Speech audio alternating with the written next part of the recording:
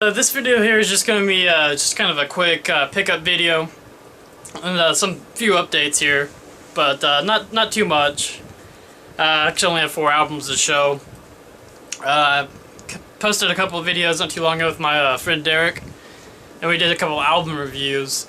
And we did Jimi Hendrix, Are You Experienced? And we did David Bowie, Ziggy Stardust and the Spiders from Mars.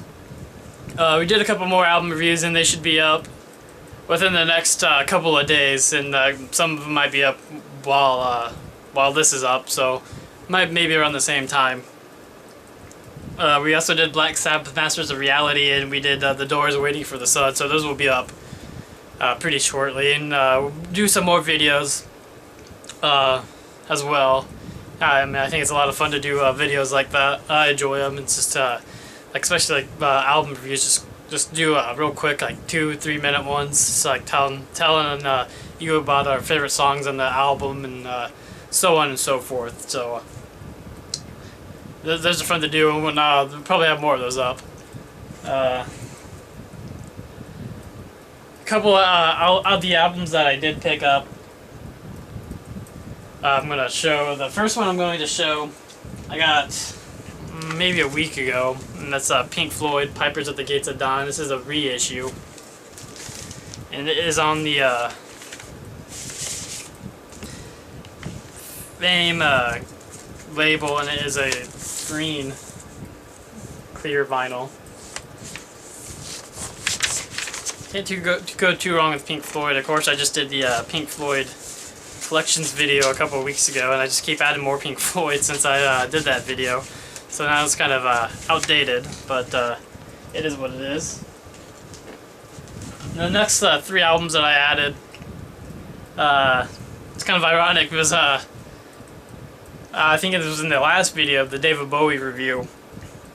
I did say that I had some albums that Derek might not rate highly, and I think the next 3 albums that I got the show is probably albums that he wouldn't rate too highly, but I enjoy him for the most part, so that's why I picked him up. And the first one is No Doubt, Tragic Kingdom, and he's actually given me plenty of crap about owning this album, but I really don't mind No Doubt.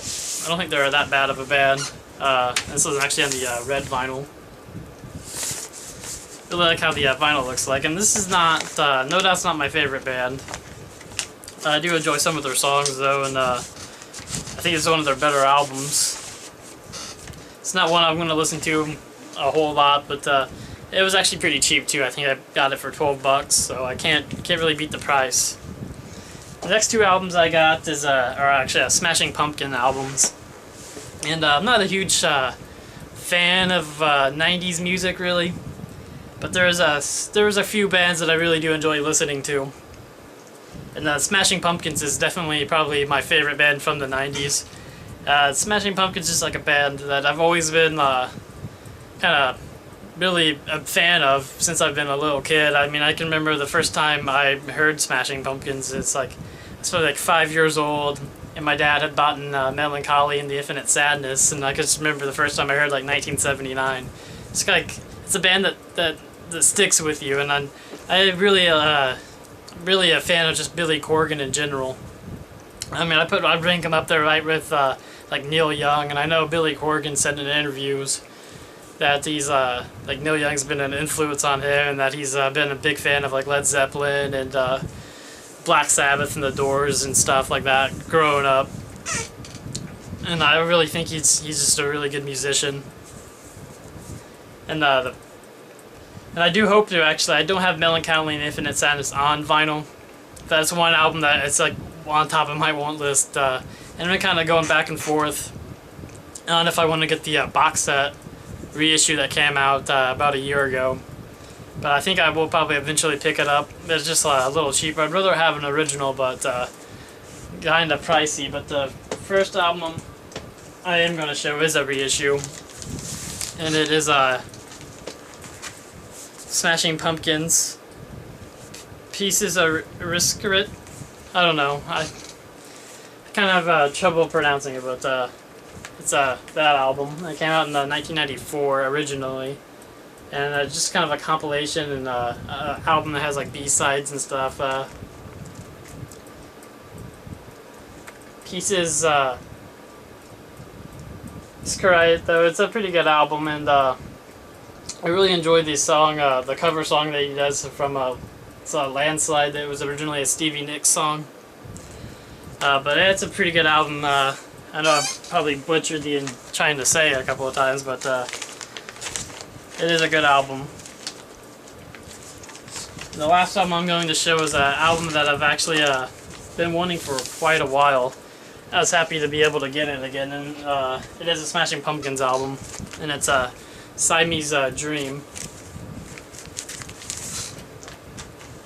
And I saw this album about a year ago at Half Price Books, at my local Half Price Books, and they had it, and it was one of those things that I regretted not buying it when I saw it the first time. They had $50 on it, and I just kind of didn't really want to spend $50 at that time on an album.